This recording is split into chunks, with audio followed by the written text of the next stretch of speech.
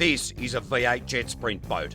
They almost defy physics and are the most dynamic watercraft on the planet. They are capable of reaching speeds of up to 80 miles an hour in less than 2 seconds.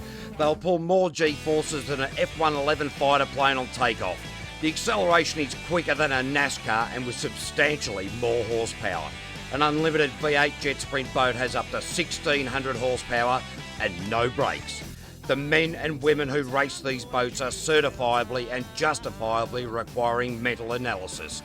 Ladies and gentlemen, you'd better hang on to your children because these methanol-sucking monsters are so powerful, they will suck small animals from trees and spit them out of the exhaust pipe. If that doesn't make the hairs in the back of your neck stand up, you'd better go to the doctor because you might be dead. G'day, ladies and gentlemen, and welcome to the Jetsprint Show. That's right, the show that talks about how sports builds character, but it's the characters that make the sport. This episode is brought to you by So Not Hippie Tea. That's the English breakfast one there. And just because it's good for you, it doesn't mean that we're hippies. And I'll tell you what, yeah, this tea is fantastic. Stick the little pinky out there. Fantastic, that English breakfast. So if you're looking for a lovely cuppa, go to sonothippie.com and check out their selection. But it is a big welcome to Leighton Shrek Minnell. Davey, I've had that welcome a few times, mate, with you standing beside you in those boxes, but it's good to see you. The beard's growing and the hippie tea. What's it taste like? Mate, it is fantastic. This stuff is actually developed by some friends of mine here in Australia, and I've just picked up a couple of packets. I've got a hibiscus one, I've got the English breakfast one, and it's a sharp as a tack tea as well. I call the sharp as a tack tea smarty pants tea though, or a smart ass tea, but I don't know if they're going to approve that marketing sort of thing, but I'm not going to worry about that. I'm a bit of a teetotaler myself at night after a couple of bivvies, so I might have to try and get a bag of that over here at some stage. But it does look like you. Next time. Yeah, those leaves look awfully like over here. You roll them up and smoke them, but hey, look, we'll see what it tastes like drinking. Of course, I wouldn't know about that, mate. Now, listen, for many, many years, you avoided the nickname Shrek. You didn't respond to it, but now you've fully embraced it. You had boat stickers across the bow of the boat with a Shrek photo. I noticed when I was over there last time, the boys had put a bloody doll of Shrek on the truck as well. Yeah, mate. Well, it's been forced upon me more than anything. I mean, the sign writers, I turned up, picked the boat up and had a giant Shrek on it. Everywhere I went on, they all said, "G'day, Shrek." You're right. I turn up, buy a new concrete pump truck and come out the next day and there's a Shrek face on the front of that. And so, yeah, it's a bit like that shit to a blanket that seems to have stuck. But the beauty of it is, mate, well, the worst part about nicknames, of course, is that you never ever get the choice of them, generally speaking. So, mate, you have been, well, not necessarily in this order, but you're more or less the butcher, the baker, and the candlestick maker. The butcher, you love to cut up a deal.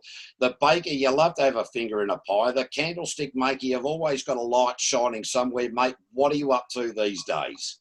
Well, yeah, concrete pumping, that's what I was saying before. So, yeah, you're right. I've certainly dabbled in a few careers and loved it, actually. I find I get bored. I get 3 or 4 years into something and I'm bored pretty quickly. So I'm like, oh, well, I'll try something else, And but, fortunately, this concrete pumping's been good because I get to do it with, obviously, Luke navigated with me son, Lukey. So navigated with me in the old superboat and Taranaki hardcore. And it's quite nice. Now we're Taranaki hardcore, not hardcore, because we're pumpers. Mate, and yet you've been involved in jet sprinting for a number of years now, but what motorsports were you into beforehand? We'll show a couple of photos here showing some of the sidecar stuff, but while we've got those photos up, run through not only the photos, but some of the other sports you were into.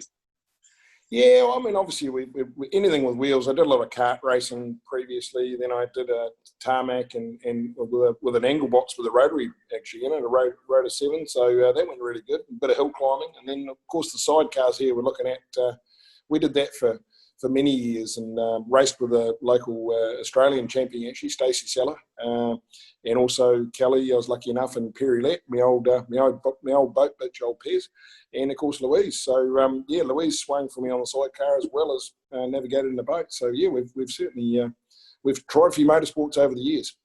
Was saying to me the other day that you had a pretty big crash at the cemetery circuit there in Wanganui. Yeah, that was a big spill actually many moons ago, and the stupid thing was we're on the last lap of the big Robert Holden race, which was one of the main event races, key of the day. A few extra laps, I think a 15 lapper from memory, and got a bit tired on the back, and we were roaring in there for the final corner on the final lap, and I come off the back and then doing about 20 odd rolls up the road, well over 140. Ripped my boots off, my gloves off, 3 brand new leathers, and couldn't believe it. Never drew any blood, but I destroyed leathers, everything I had, and broke a few bones, fingers, arms, and whatnot, and limped my way into hospital and spent the night. But that was finished up right outside the old morgue. To be honest, the old morgue has been there for years, so I sort of got up from that a bit dazed and decided, you know what, I think I'm over this sidecar thing. I've seen a few mates die and got close enough myself, so I think I'll try another sport, and that was jet sprinting. That old photo you're looking at the moment, that's actually our very first bike. That's me and Kel. So we were winning. That was an old dirty old GSXR 1100, but it actually weighed 180 kilo. But so back in the day, that LCR that I was on a cemetery circuit, that was lucky that it weighed 80 kilo. This thing was 180 kilo. So yeah, pretty cool bikes and a lot of fun. Like I say, it's about as much fun as you can have with your pants on, lots of stories to be had. Mate, I dare say that it's fortuitous that when you park yourself next to the morgue and your motorbike's, 100 metres back behind you, I reckon that is a sign, mate. That is definitely a sign. Yeah, it certainly was. Yeah, it was a bit of a wake-up call. And in fact, I went to the Jetsprints a couple of days later, hobbled in there. I was meant to be racing in the Jetsprints, so I was meant to finish cemetery circuit and then race my boat, which I just bought off Paddy Dillon. But of course, I'm all busted up and broken and hobbled my way into the trees there, and decided, you know what, Kel, this is it. I think we'll flag this sidecar racing, and once I do get mended here, we'll go boat racing. And you've been now involved in jet sprinting, excuse me, for all of these years. You've been you've done pretty much everything that there is to do in jet sprinting. You've been on the international working group, you've been the president, you've been on the committee, you've been a track promoter, you've been a racer. Have you ever been a navigator? I have done one navigating, and to be honest with you, well before I did sidecar racing and before when I was back doing the hill climbs, that Paddy Dillon name comes up again, but this was way back when we were still river racing. And Paddy rings me up and said, look, I need a navigator for the weekend. Come down to Masterton. We're going to run on Wairarapa River there. And I remember that day, went down there, absolutely cracked myself. The 3 boats in front of us had flipped over and got caught in the current. And we were the next boat out. And I was sitting there going, mate, I've never been in one of these things. He brought me down there, and these guys are gasping for breath. They're dragging them up the bank. They dragged me out next, and digger, and we're going to be the next. And sure enough, we were next. Then they fixed the corner. So, but hey, that's Paddy. That's Paddy. Oh yeah, mate.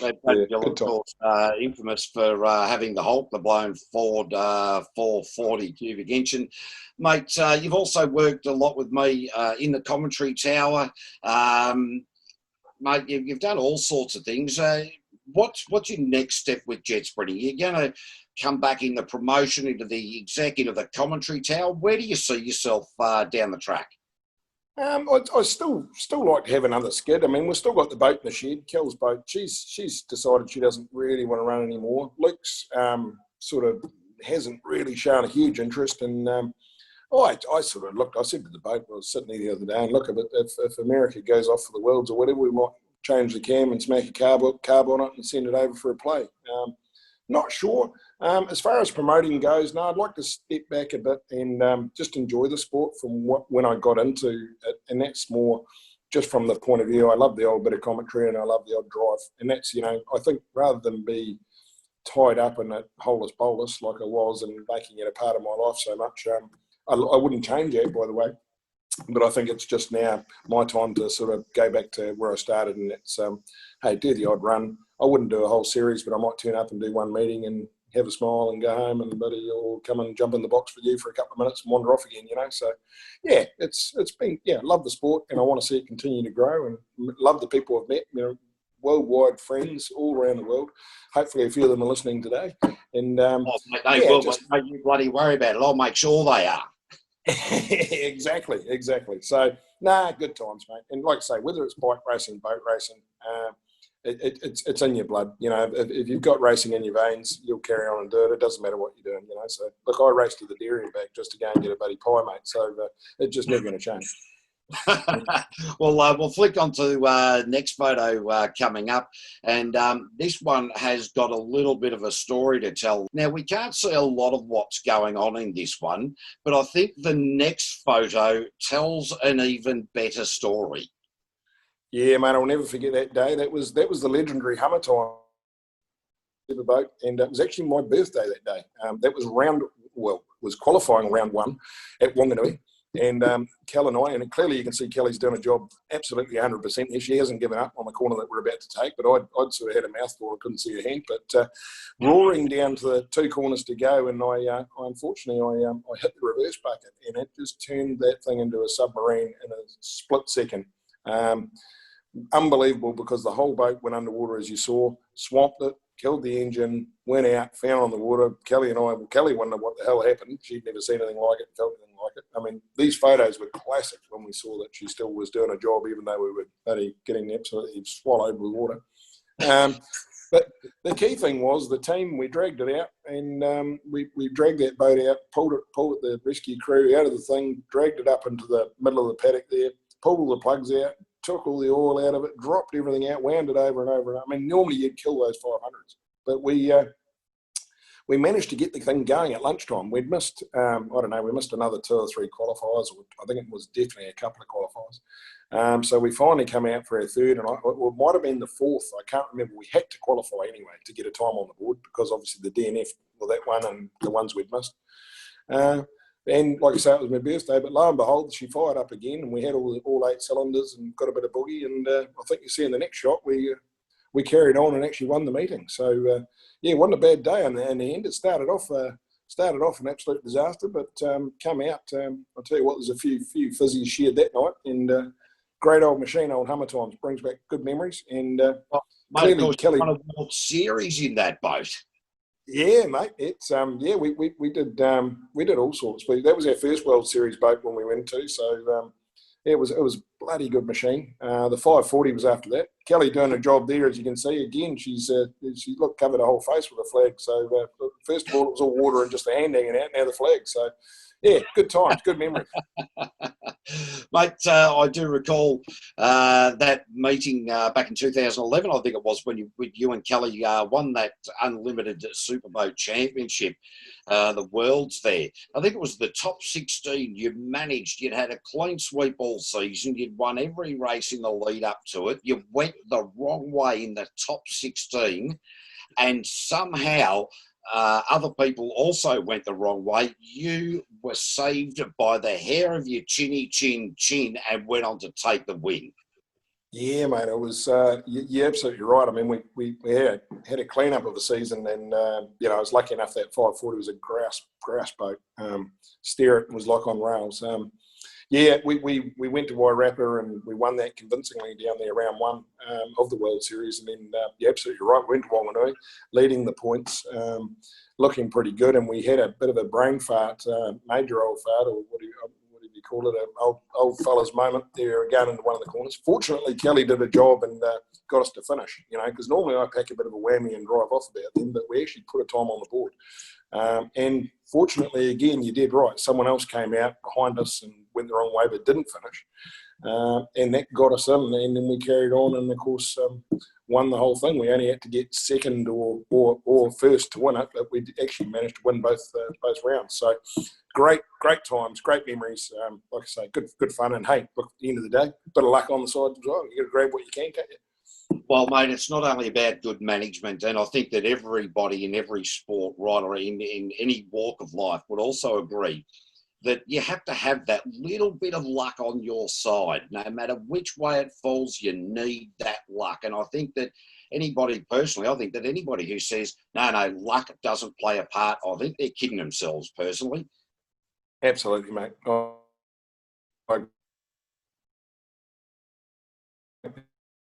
got that on the, a lot of people get lucky, but it's what it says is the harder you work, the more luck you have. So that's the end of the day. Hard work brings it along, mate. It's not all luck; it's just hard work. Well, yeah, no, absolutely. I'll 100% agree with you. But I think one of the funny things is that down at Wanganui, of course, Richard and Julia Murray for that World Series, they had the 4x4 club come down and take us for rides up the paddock, and we also did. What's that bloody game, mate? Paintball. I remember that, mate. Yeah, we had a big paintball war. That was the first year I met you, and we'd sort of I remember that day, mate. That was a bloody great game, actually. In the bush out the back of the track, and there was Nathan Pretty, there was Chewy, of course, from Canada, lots of other people. We're sneaking around the bush, shooting one another. That was probably one of the funniest things I think I've ever experienced, because our team won, of course, didn't it? Oh, mate, that's what I mean. It's I think it was you, me, and Chewy, and we knocked over Pretty Boy, and like you say, a few guys that were pretty serious about it. A couple of teams in front, but I don't know. I was quite proud of us because we looked like a bunch of misfits. We had Shrek and Cavey and of course Chewy. So no one gave us a shot. But you were a dead-eyed dick. I couldn't believe it. And I had a bit of a fluke, and then Chewy was just hiding behind a hedge. Well, he looked like a big hedge at that stage, didn't he? So he was just pinging them off at innings. You're right. I tell you what, the big Canadian with all the bloody hair out there, we called him Chewy because he looked like Chewbacca, and he just blended in to every surrounding that wasn't concreted. Yeah, Ben, what's his name? Ben, I think. Ben from Canada. He was a monster. Yeah. No, buddy. Bill Coenders, his name was. Bill. That's it. Yeah, Bill. I knew. Well, Bill and Ben, there you go. Yeah. Spent a bit of time up there in Canada with Chewy there. Spent about 6 weeks up there, and got to meet, of course, all the US jet sprinters up there. But, mate, you've also been involved in, you were instrumental in developing the Soapbox Derby in Wanganui, a billy cart race. And I remember you ringing me up and saying, Cavey, you want to come down and commentate billy cart racing? And I kind of went, oh, yeah, I'll give it a go. But I wasn't all that excited, I must admit. And by the end of the day, I absolutely loved it. And, mate, run us through what the Soapbox Derby was all about, because we see the Red Bull, billy cart racing on TV these days. Mate, how dead set boring is that compared to the Wanganui Soapbox Derby? Well, that was it. I mean, really, I'm a big kid at heart, and old Mick there from Total Spanker. Mick Poole, absolute, but he loves his racing, loves his motorbikes. Of course, he's Speedway sidecar. But, we got together and sort of wanted to do something for kids, wanted a free event in town. And like everywhere you went, you had to pay to go to Jetsprints, pay to go to Century Circuit. And we wanted something to get families out and get people involved. And we didn't care whether you build up an old beer crate, and grabbed some lawnmower wheels off the lawnmower and grabbed a bit of rope and turned up at our event. We didn't really care what you turned up with, as long as it rolled downhill. And it didn't even necessarily have to have any brakes. We didn't care because we didn't have too many rules. And, it sort of got a bit out of hand. We got there and looked at the first sharp corner because it's the steepest hill in Wanganui, or one of the steepest hills, Drews Ave. And this particular hairpin, as we know it, we decided to build this wall of death, we called it, and it was a wall of death. Literally, it was a monster of a wall that you hit full bore. A few of the kids, we let get away with it, and they give it a miss, and fair enough. But as you know, that panda, you remember the panda, the panda. There's a guy dressed up as a panda, and the boys went down to Pack and Save, the local supermarket, or Woolies, and they robbed a supermarket trolley. And then they went to the hospital and got two, they were wheelchairs, those big old skinny wheelchair wheels, and they had them on the front and rear. And this thing had some speed, It had some knot.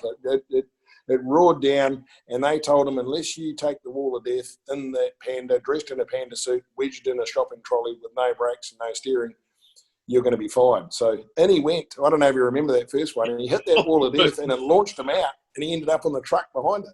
And Oh, mate, Because the insane. wall of death, just to explain that a little bit better to people at home, it was like a big steel ramp that went around the hairpin.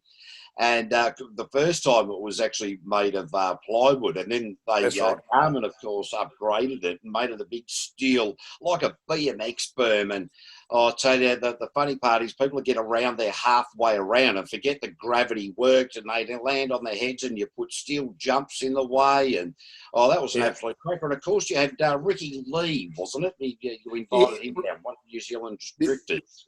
Yeah, well, we said we needed a bit of halftime entertainment, and he said, "Oh, I'll bring my drift car and show that off," and a beautiful looking car. So he got a bit of a rush of blood at halftime. There was thousands of people turned up, and of course everyone was enjoying themselves with Panda destroying himself, and they were rushing off to hospital to grab more wheelchair parts, and kids were getting bruised and battered, but never mind, it was great. And Ricky Lee fires his car up, and everyone's cheering him, and he's decided to do a bit of a smoky up the hill, as you do. He's got an entertainment crowd, but then the smoky turned it into a full drift.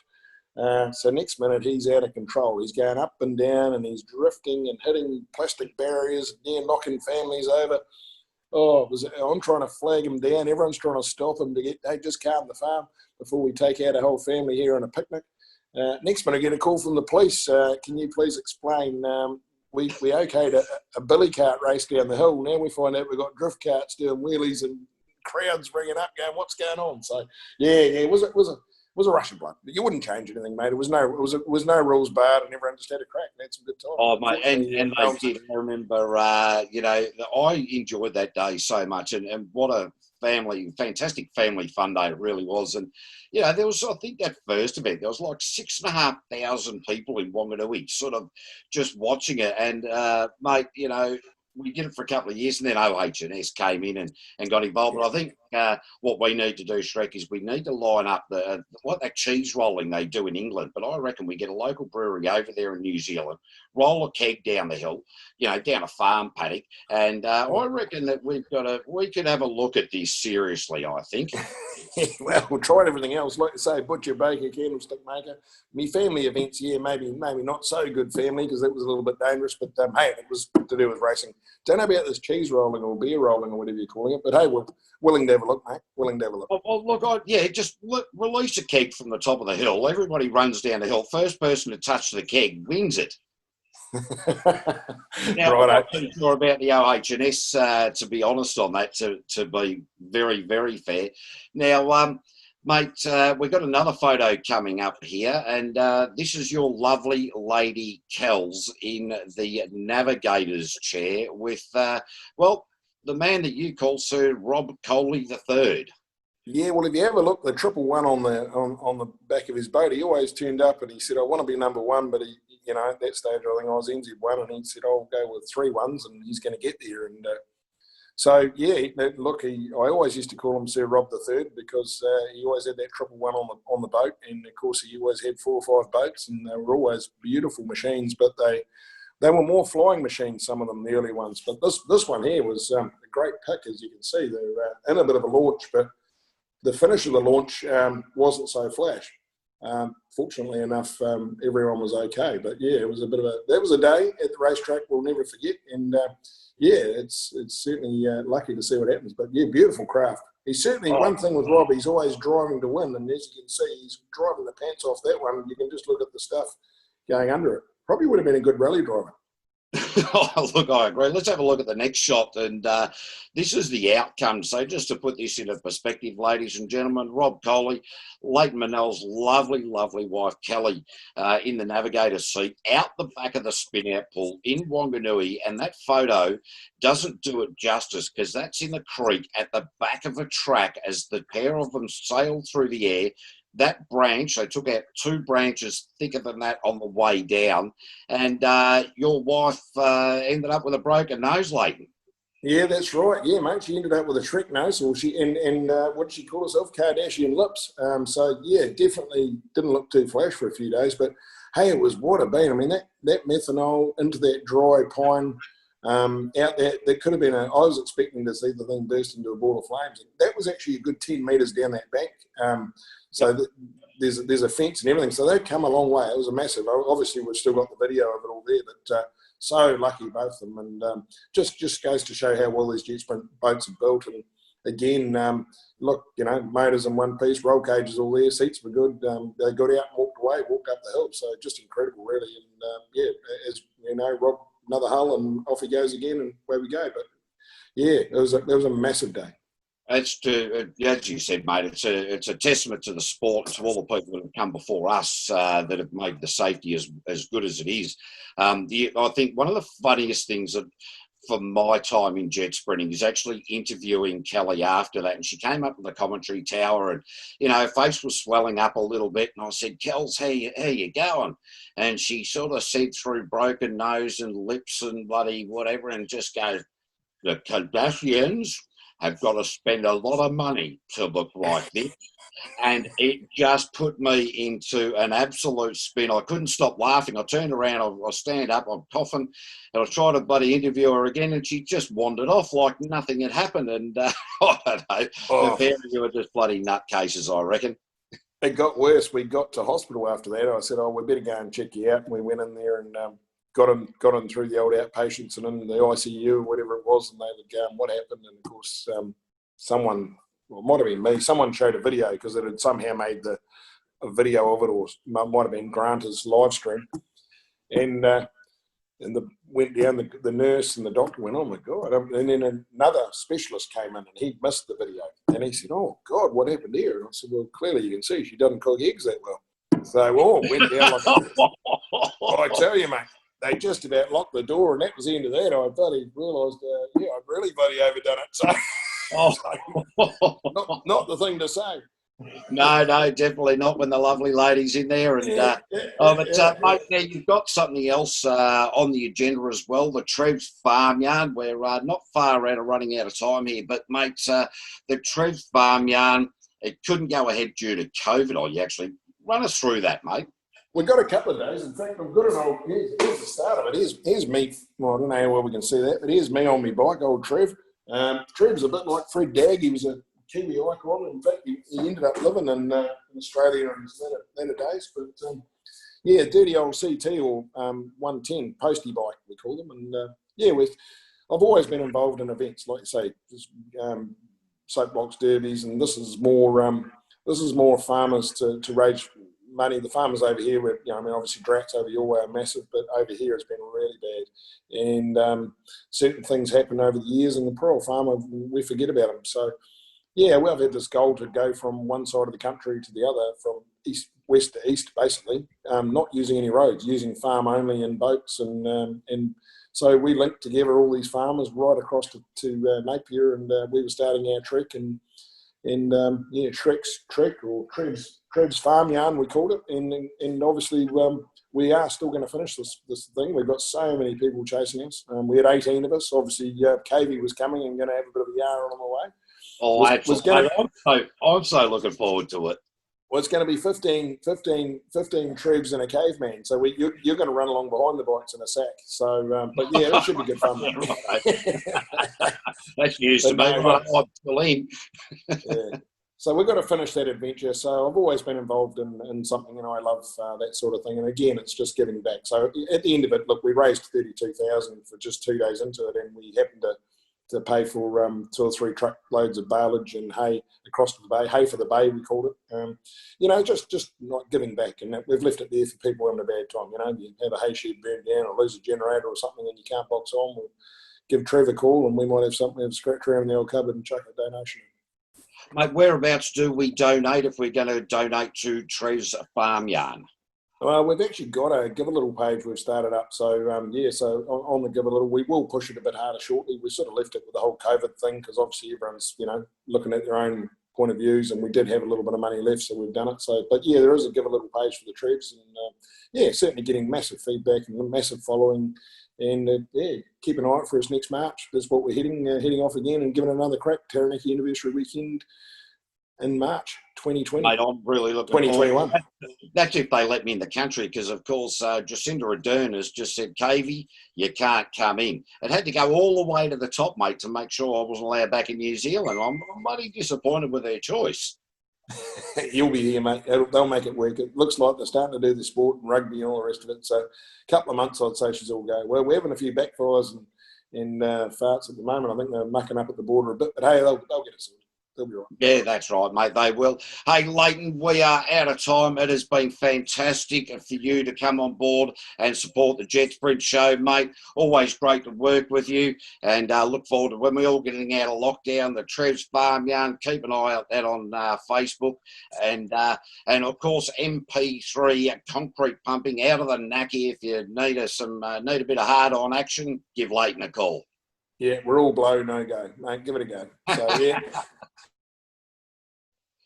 All right, ladies and gentlemen. Good talking to you, mate. Enjoy your night, and g'day everyone out there.